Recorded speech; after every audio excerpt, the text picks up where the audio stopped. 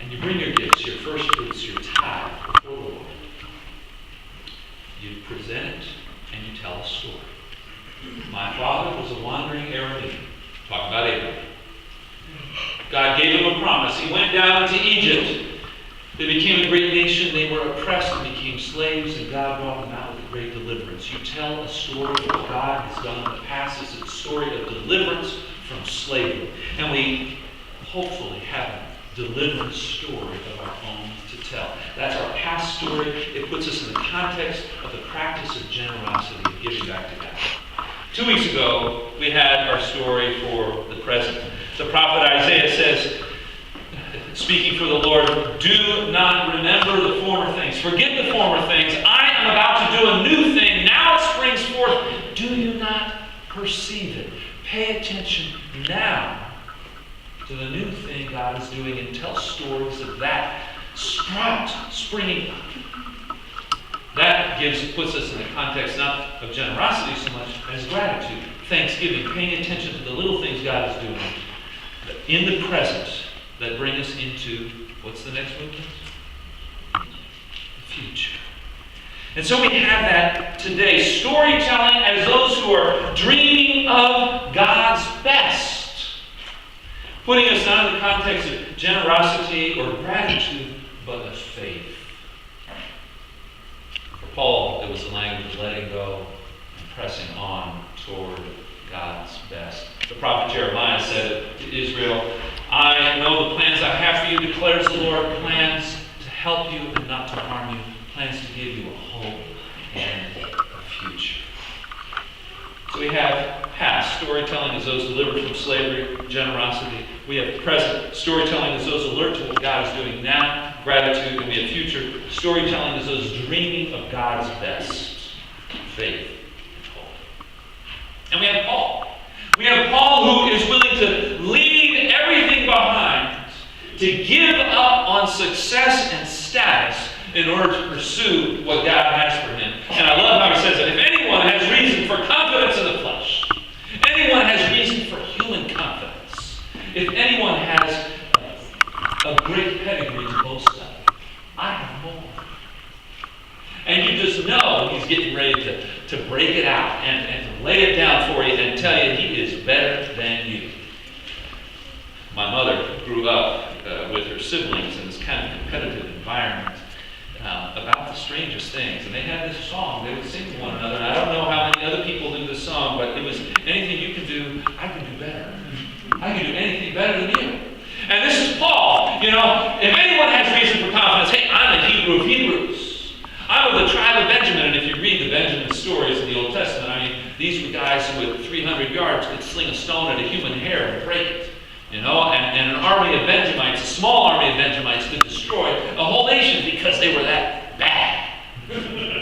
I'm of the tribe of Benjamin, he says. A Hebrew of Hebrews. As to the practice of the law, a Pharisee.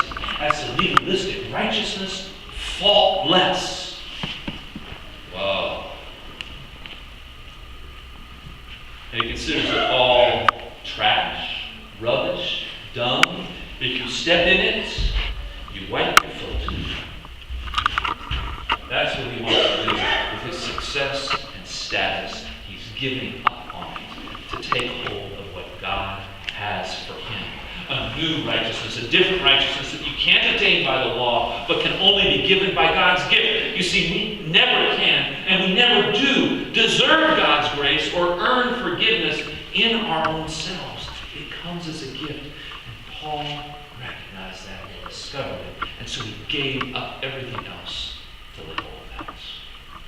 Sometimes when people talk about personal transformation, their story is, you know, if I decide to change something, I just do it. That's what I do. If I decide I'm going to quit smoking, I make that decision and I quit.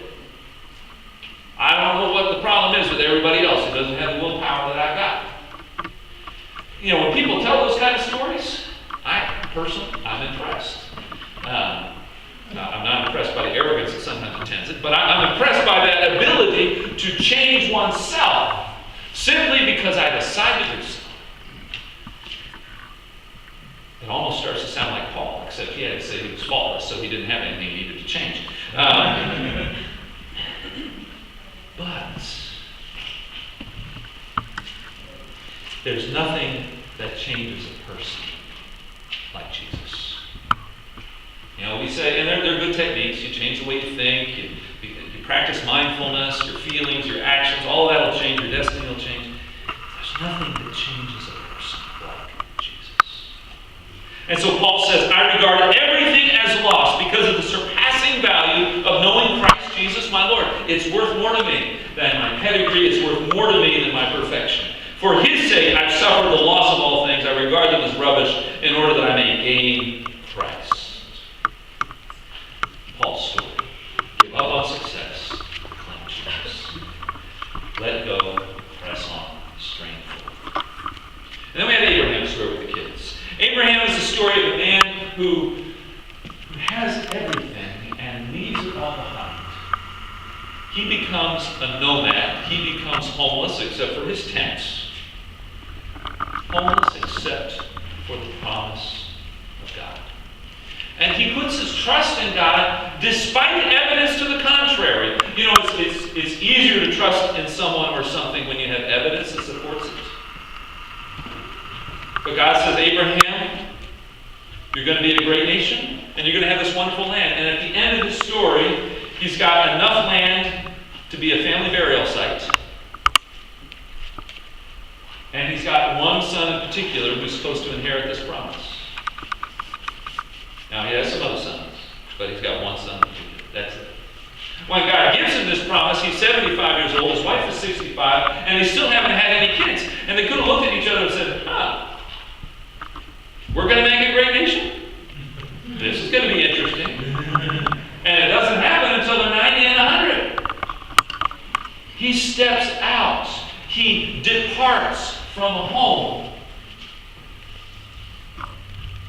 Despite evidence to the contrary, because he puts his trust in God. And so we have a personal transformation metaphor in the Abraham story, one of journey. You know, and it's a huge one in mythology and in story and even today. I mean, Luke Skywalker, he still has to go to Dagobah to become a Jedi. He has to make his journey. But the thing about Abraham is he never actually arrives. He doesn't get to a destination, so to speak. He lives in the land that God is going to give him, but he lives there as a foreigner. And Abraham's journey, to me, is much more about obedience, submission, and trust than about transformation. The writer of the Hebrews reflects on Abraham's faith. By faith, Abraham obeyed when he was called to set out for a place he was to receive as an inheritance, and he set out not knowing where he was going. By faith, he stayed for a time in the land he had been promised, as in a foreign land, living in tents. For he looked forward to the city that has foundations, because he had a promise.